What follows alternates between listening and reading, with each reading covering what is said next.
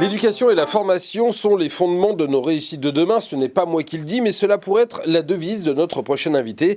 Une sorte de mantra qu'elle tente d'appliquer au quotidien dans son métier auprès des entreprises. Regardez.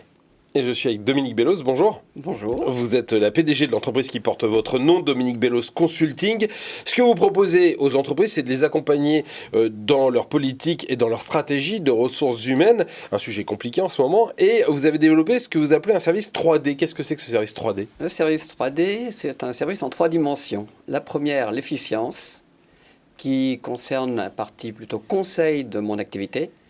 La seconde, c'est le partage, qui concerne toute la partie transmission via le développement d'une culture managériale au cœur des entreprises et qui inclut la formation et l'éducation. Et la troisième, c'est l'inspiration, qui s'est traduite par mon livre « Il était une fois une femme dans l'industrie » qui raconte mon histoire et les étapes que j'ai franchies en tant que femme et dont je me sers pour témoigner à la fois dans les entreprises et auprès des collaborateurs. Alors il y a plein de sujets là-dedans.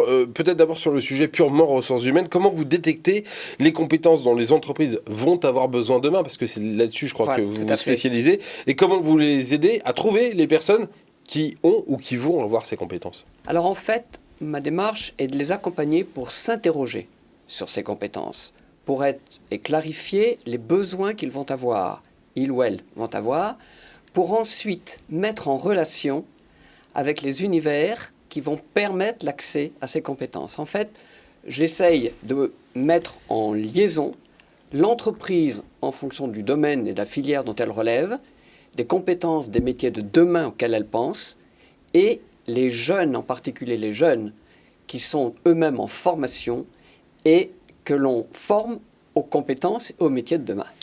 Dans ce que vous êtes en train de raconter, on voit qu'il y a un besoin de discussion entre l'entreprise et l'école, et vous avez participé récemment à la première université école-entreprise qui a été organisée par le ministère de l'Éducation nationale.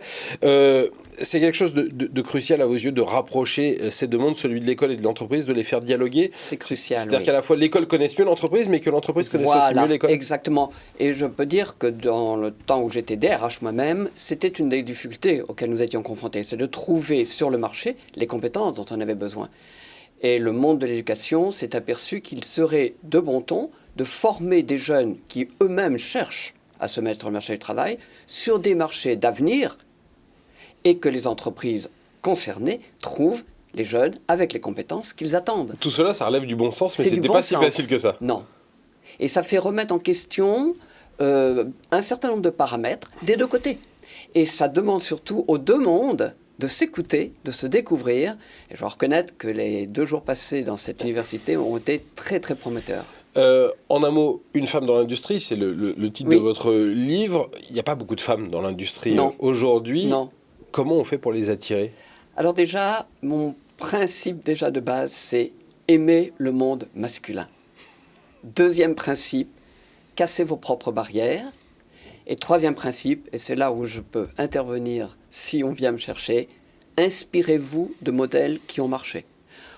Sans prétendre avoir une méthode quelconque, mais effectivement, oui, c'est possible de pénétrer le monde de l'entreprise et de l'industrie sans pour autant y être prédestiné au départ.